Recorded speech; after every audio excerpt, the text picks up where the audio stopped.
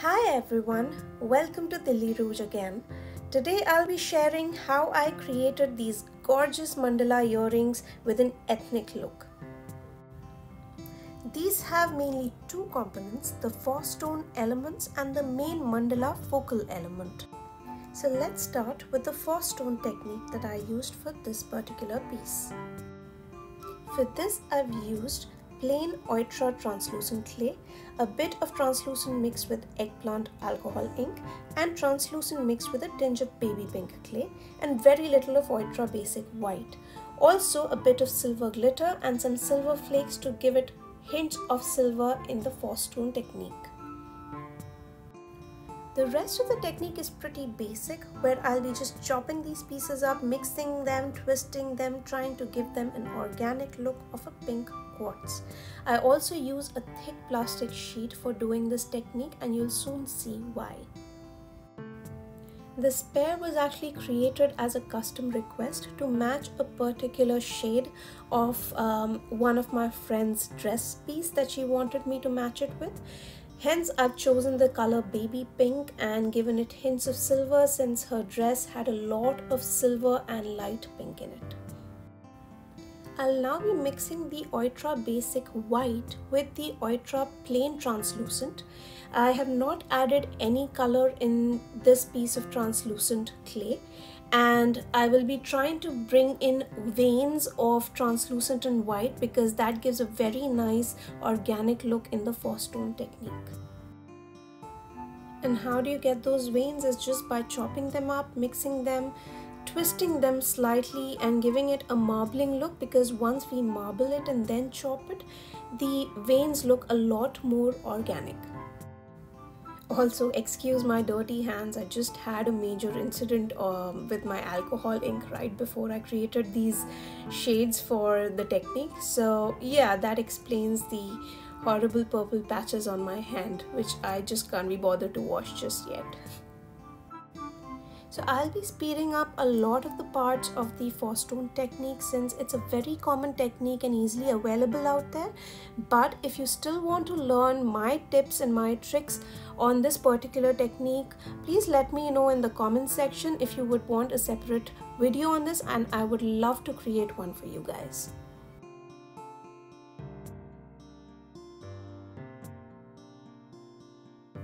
So I just chopped up the translucent and the white clay and mix them up again, and now I'll be just putting them together, twisting them, twirling them to get a very natural marbled look.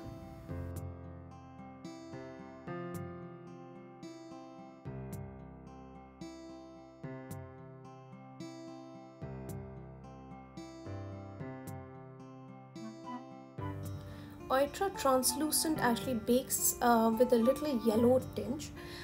So either if you want to get rid of the yellowness of the clay, you can add probably like a very small drop of blue in the translucent clay. However, I'm not doing that for this particular gemstone because I want a hint of yellowness with the pink to give it a stone-like look.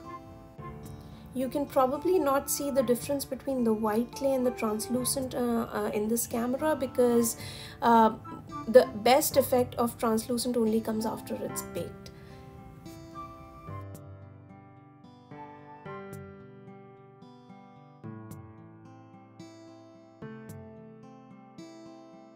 Similarly, I just chopped up the baby pink and the eggplant color and mixed them up. And now I have two blocks of white and translucent and baby pink and eggplant translucent on one hand. I'll be chopping them up again and then mixing them together. The point why I'm doing this so multiple times is so that the look of the stone looks a lot more natural and organic. So which is why I'll keep repeating these steps again and again just to get the right look of the stone. Now I'll add a bit of silver glitter to my clay. This will be only visible when the light hits the clay at certain points and angles, and it's just a play of light when you create 4 gemstones, and usually glitter paints, metallic paints and gold flakes usually help in lifting that up, and it gets even more elevated once you add resin to it. Another way of making it really shine is by sanding it and buffing it really well. That is another way of bringing out the shine of a faux gemstone, but here this time I will not be doing that. One, because I was really pressed on time to finish this project and deliver it to my friend before she could attend this function, so I'll just be taking the help of resin to help me achieve that look of a faux gemstone.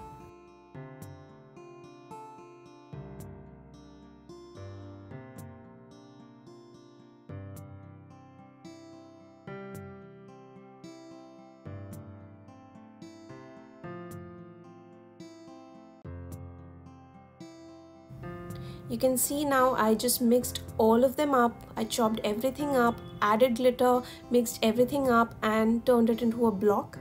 And now I'll be chopping it again, and you can really see how slowly it's getting that organic look of a stone inside. But I'm chopping it again now, and I'll be adding silver paint to this.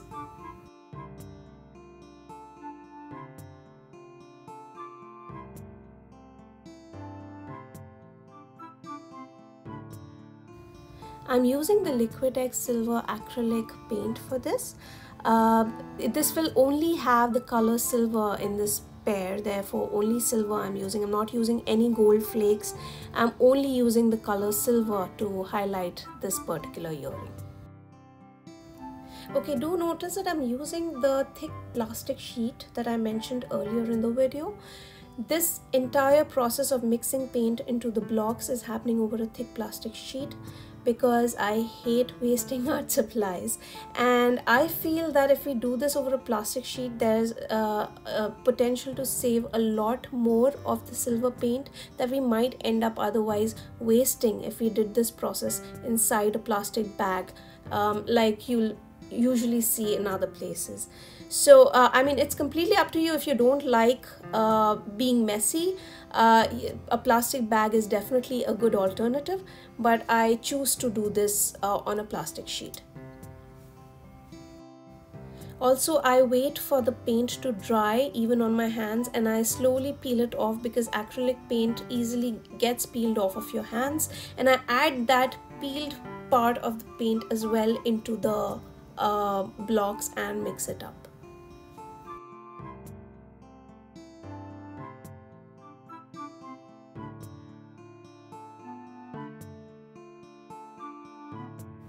Okay, I'm back now. My pieces have dried. I can see that it's dry. It's not sticking to my hands anymore. I mean, it's sticking to the surface, but it's okay. I mean, it's ready to deal with. So I'll be peeling off the paint from the plastic sheet using this cutter. I'll speed up through this process, but this is how I managed to salvage the silver paint or gold paint or whatever acrylic paint that I'm using for this particular technique. And I add those flakes into the clay as well, so that once it's baked and once it's resined, you'll see flecks of these acrylic paints show through the resin and really shine. It gives a very organic look.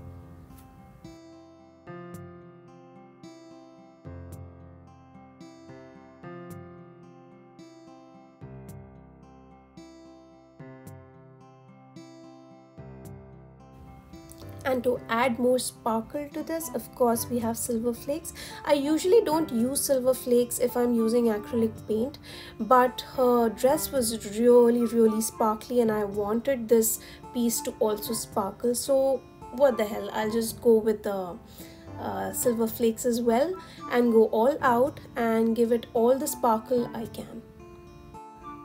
Now I'll be just combining all these elements for one last time and turning it into a block or a cane, whatever you want to call it, and take slices from that cane and turn it into a sheet. From this sheet, I will cut out some basic shapes that I feel will go with the mandala look, and I will bake them. I will go with some very basic shapes because I want the mandala to really shine, and I'll bake it for 40 minutes in the oven. Okay, now let's make the mandala focal element for the earrings. I use the Ultra Metallic Silver Clay, Moiko's Mandala texture sheet, and if you can see, there are 3 basic shapes that I have cut out from the sheet that I created out of the 4-stone cane that I showed you earlier. I've chosen some 3 basic shapes that I feel will go best with this particular mandala design. You can feel free to choose any other design that you feel will go better. Some basic shapes would be more advisable so that the mandala can really shine in this particular earring. And I feel these 3 designs just complement it much better. My process to create custom earrings is always to plan your design first. So I planned my cutters and my mandala design way before I started working on this project, which is why I felt that these 3 shapes is how the mandala can truly shine in this earring. And it's always advisable to plan your designs. If you want, you can just draw them out on a sheet. You can put them alongside the mandala design or whatever texture you want to use or elements you want to use. It just gives a better idea of how your earrings might finally look and give you a better idea of what kind of findings you would want to use with it, or embellishments if you're willing to use some on that. So here I try to see what will work best with the mandala design. I might not be sure just yet, but we'll see that later. But at least I have some options that will work the best with the mandala design. Right now I'm just trying to figure out how and what kind of findings I will be requiring to make it hang the way it is looking. It gives me a better idea in planning out the findings that I need to use, embellishments if any, and what more can I add or I should not be adding when I'm making these final earrings or assembling them. Now that I have a rough idea, let's get down to making the mandalas finally. I'll be conditioning this silver clay right now. I don't need a lot, I just need a little less than half of the block that I just showed you. And I'll be conditioning it and I'll be coming back and we'll start making the mandalas.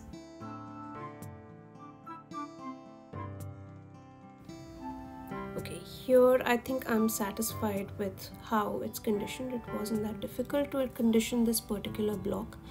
And again, I don't think I need more than half of this sheet as well, at least for the front portion of the earrings. And I will be making 4 pieces first. It's just because I'm running short on time and I cannot afford to make mistakes. So I'll be making 4 pieces and I will be choosing 2 of the best out of those 4. So yeah, and I will be making 4 blocks out of this one sheet, and I'll choose which one comes out best.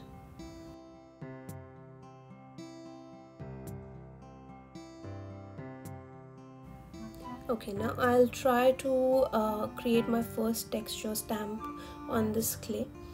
I'm using an acrylic roller for this, and go gently over it. You don't want it to press too strongly into the clay either, otherwise it can get stuck in between the grooves of the texture.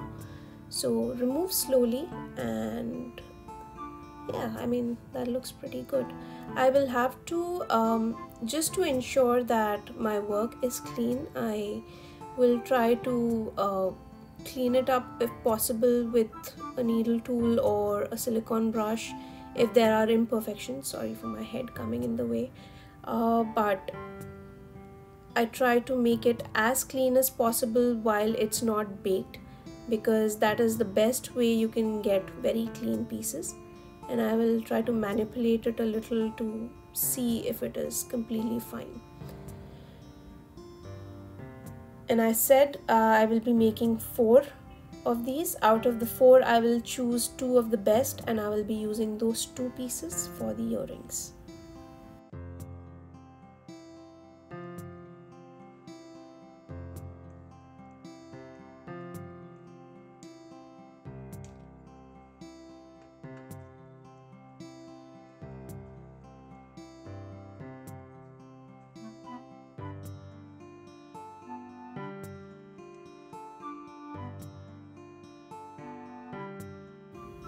So here I have 4 pieces, and I will use a craft cutter now to cut as close to the design as possible.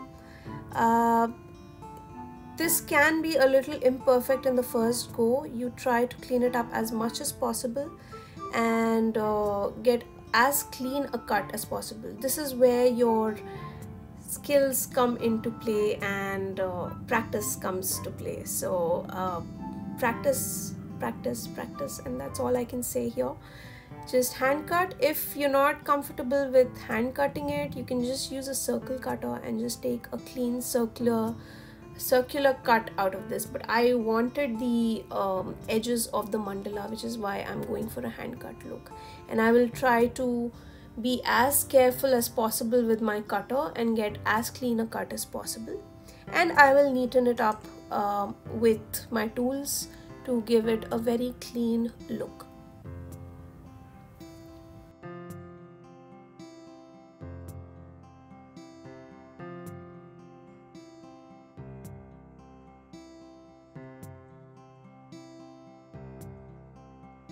Now that I have a good enough cutout, I'm going to clean it up further using these silicone brushes. You can get them at any art store, I believe, and I use these two to clean up the design a little bit more.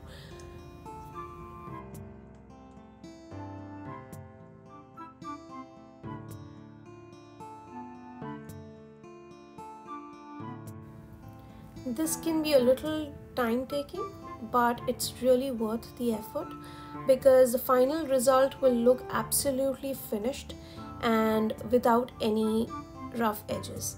I try to cut out as much of imperfection out of it as possible before I bake, so that very less has to remain with the sanding part and I just get smooth edges. So the more you work at this stage, the less you will have to work at the sanding stage. I finally got these 2 beautiful mandalas out of my 4 texture stamps, and I will be finalizing these 2. I've cleaned it up as much as possible, and now I'll just try to check once more what pattern I want to go with when I make these earrings. I'm still conflicted between the lantern and the large oval, but it gives a very good perspective about how I want to plan out my findings, where I want to fix them, how I want to fix them, how I want to use my jump rings, what kind of jump rings will work best for this design. And my heart is still going towards the lanterns more than the ovals, but probably I might just change my mind later down the line. So that's what I'm saying. I mean, throughout your creation process, keep checking, have checkpoints, and it just helps you execute a much cleaner and much more planned product at the end.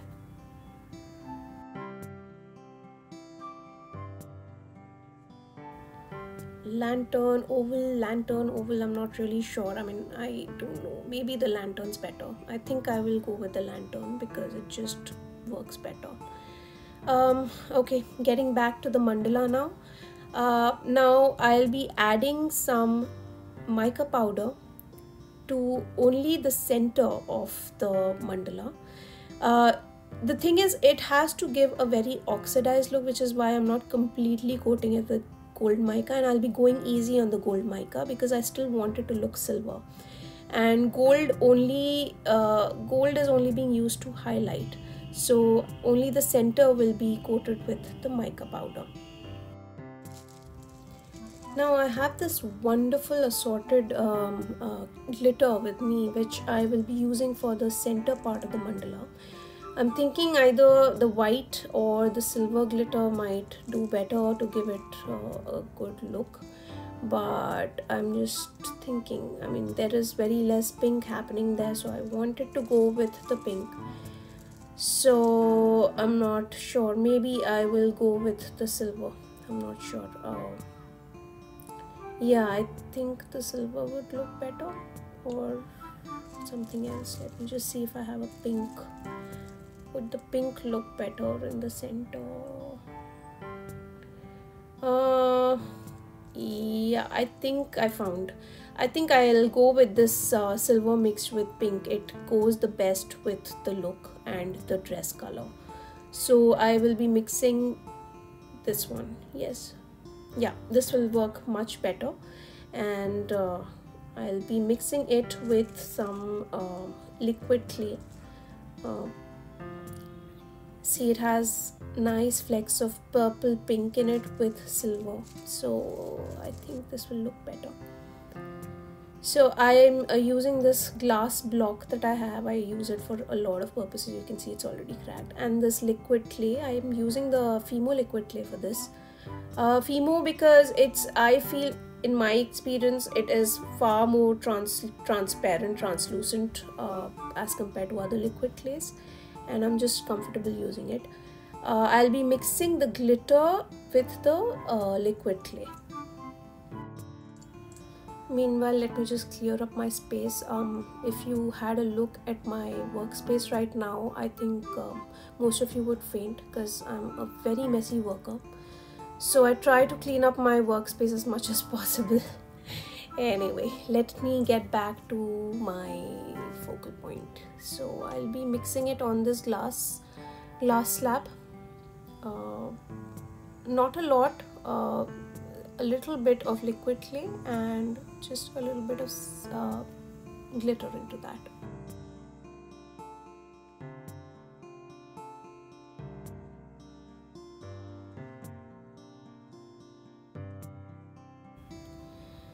Ooh, I just love the color that this is giving. It's just shining in pink, purple, silver. I just love the look of this particular glitter. I don't know why I didn't feel like using it earlier. It's just so pretty.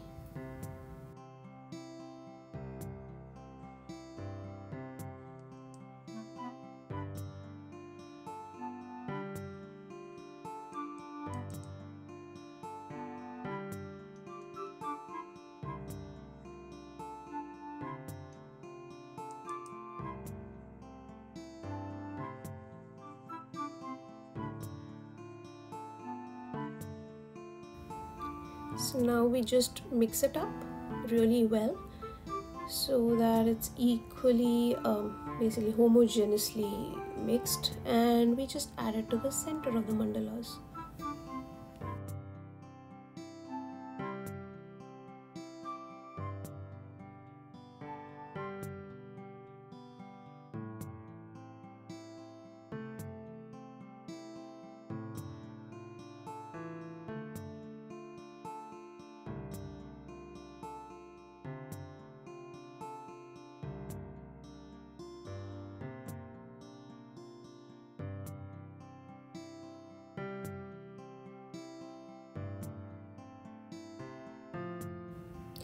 Now you can feel free to speed up this part because it takes a lot of time for me to do this properly.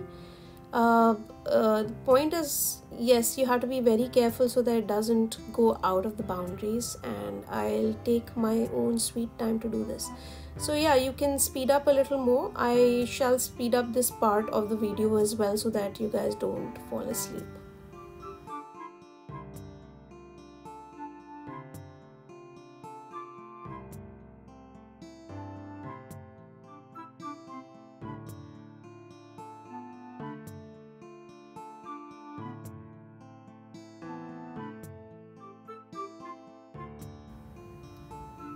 And yeah, I have a habit of just checking every now and then if things are going as planned. I think it looks pretty.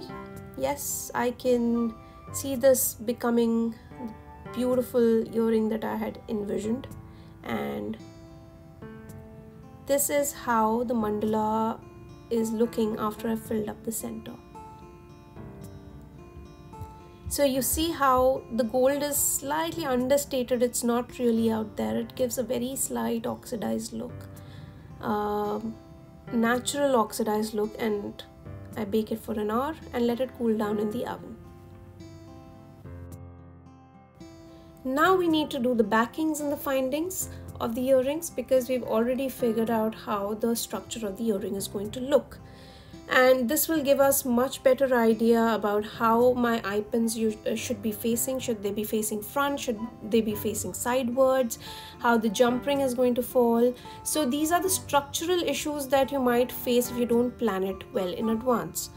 So which is why I kept checking how my earring will fall, the drop of the earring. And now I'll be using this sponge to help me fix the backings and the findings in my earrings. I've decided the lantern is going to be the stud part of the earring, and I have cut out a thin piece of clay using the same cutter that I used for the lantern, the same size, and I place it on the sponge. Now you will see most of my work for the backings will happen on this particular sponge. It's a very convenient tool, I feel, when it comes to making backings. In my case, I like my backings well embedded under clay, and this just helps me give it a much cleaner look.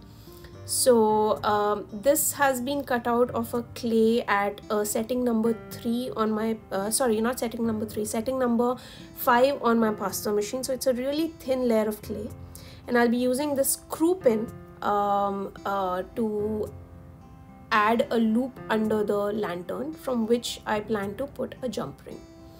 So you see the screw has it's a screw pin. It has grooves in between that can catch on to the clay. Now how do I make it adhere even better and to the backing? I just take a small piece of clay and pass the screw pin through it. So what this does is it's catching on to the screw pin in between the grooves, and I'm trying to ensure that the clay is stuck well between the grooves of the screw pin. You'll see why I'm doing this. It's just I feel might give it a much better hold onto the clay, and I'm going to try and manipulate it as much as possible so that the clay is well adhered in between the grooves of the screw pin. Most of you will be wondering why I'm making it so complicated. Just drill a hole and put a jump ring through it, right? But the thing is, most of my designs, especially the statement pieces, I hate drilling holes through the fronts of these pieces, because the beauty, I feel, just gets deteriorated when you drill a hole right through it, and the jump ring hides a huge part of that piece when we do so. So which is why I prefer putting a loop in each of the pieces and connect it with a smaller jump ring. It just gives a cleaner look, and that's my personal preference. You can choose to put a jump ring if you want, and if you want it, for convenience sake, there's nothing wrong with it. It's just a personal preference. And another reason I don't like using glues or resins in my piece, because simple fact that glue does not adhere clay with metal very well, at least not for very long. If you use glue in adhering your stud post to your earrings, it will finally give way with repetitive use, and it will come off. So I prefer embedding my stud posts and my findings under clay to for a better hold. And you can choose to use glue and resin if you want, but it's a personal preference, because many of my customers are also allergic to resin. So I'm putting the stud post under clay, and this is how I do this. I pierce the stud post right through the clay, and it goes right through the sponge, if you see, and that way I'm not distorting the clay too much. And I use a liquid clay to sort of make everything sticky and put the front piece on top of this. So this way what happens is there's very less distortion, and I get a very clean backing. Also, I'm not going to speed through this process. If this bores you, please feel free to just speed up this part of the video. But I wanted to show you how much effort goes into creating strong pieces that are long lasting. And why they are long lasting, it's because of the structure that has gone into creating these pieces. So this will help me adhere all the components of the earrings very well with each other. That will not fall apart over years. Meanwhile, the sponge that I'm using as a base to do all my work, it's giving a texture to the back of the earring. So I'm getting a texture also while I'm easily able to give a clean finished look to this earring back.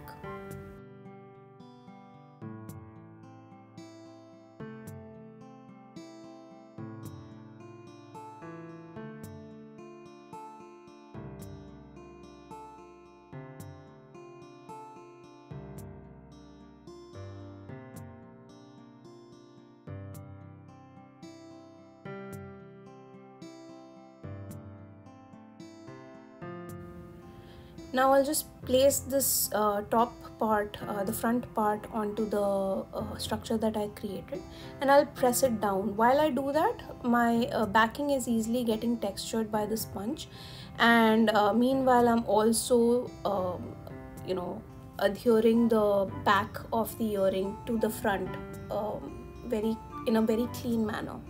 I will also try to clean up the edges using a silicone brush so that it gives a clean finished look. But look how clean the back looks. It's got a nice texture and it's well adhered. And now I'll clean up the edges with a silicone brush.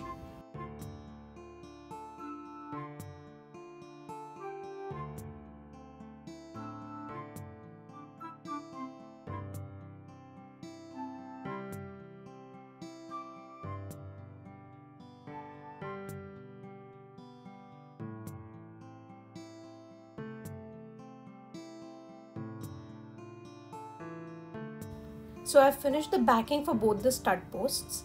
Now I'll go on to the teardrop element of the earring, and I'll do the exact same thing with the teardrop as well. I'm using a screw pin again. I will not be piercing a hole through the top of the teardrop, and I will use a loop to connect, a jump ring to connect the mandala to both the elements.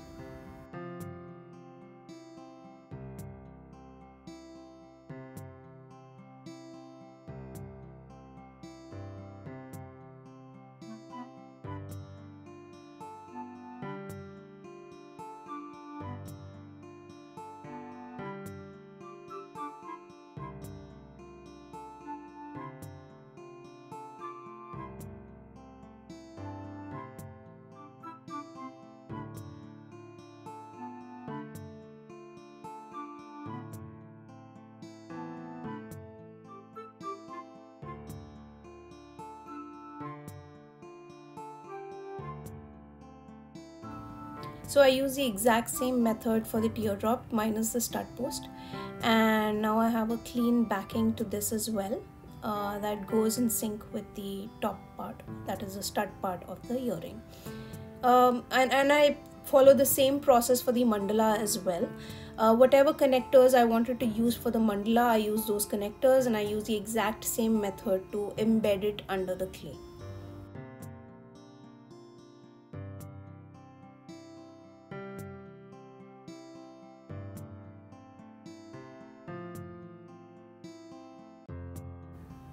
I bake these for 1 hour again and move on to sanding and buffing my pieces.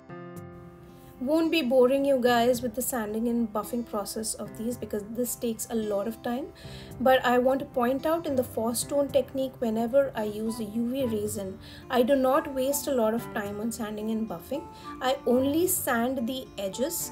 I spend more time on sanding the edges mostly if they are uneven, and the front of most of the elements are left uneven. I sand it very lightly at a very high grit so that some of the portions get a smooth polish while others remain uneven, because when I add UV resin on top of it, it adds more character. You can see more facets in the gemstone when you add a UV resin on an uneven surface.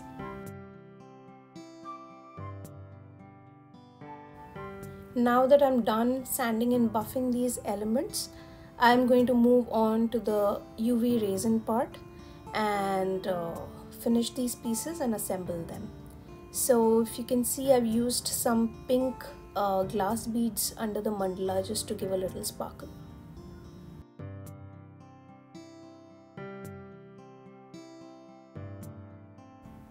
Coming to the UV resin part, the challenge with stud posts is how to keep them straight and even or horizontal to the surface. I have created a cardboard structure here through which I've drilled holes, and on top of that I've got this perforated silicone mat through which I have passed the stud posts. This way I managed to keep my stud post absolutely straight, and I'm able to work with resin on it conveniently.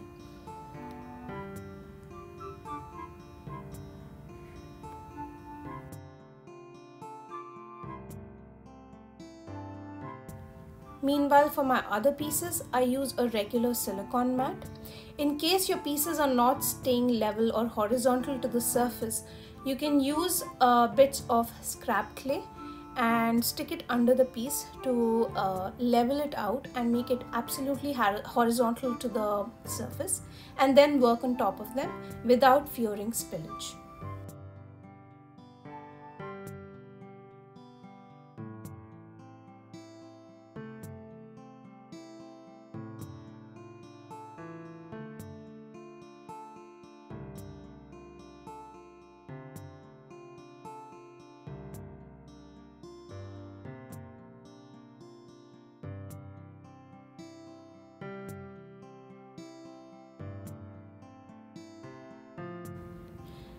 Now I'm going to be a little careful with the resin part on the mandalas. I'm only applying the resin on the center of the mandala and the edges.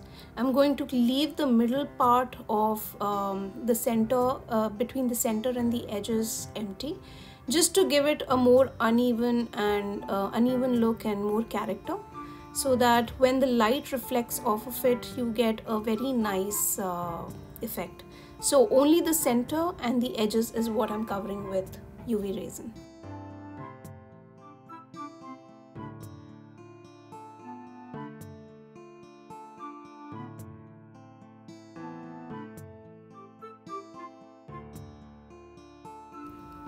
Here's the final assembled mandala for gemstone earring. I've used pink glass crystals in it, and as you see, the jump rings are only going through the loops that I have attached to each of the elements, and it just does not ruin the look of each of the elements separately. The crystals also are adding a little bit of shine and shimmer to it. So I feel that the resin also sparingly used on the mandala is giving it more character. You can just look how the light bounces off of it and gives it a little more character. The gemstones also have a lot more character because of the uneven surface that I left while sanding. Some of the facets tend to shine a lot more. So do let me know what you feel about my process of creating these gorgeous earrings. I would love to hear your views on my creation process. For more videos like this, please do subscribe, like, share this video, and stay tuned. There'll be a lot more videos on making such beautiful pieces in the future.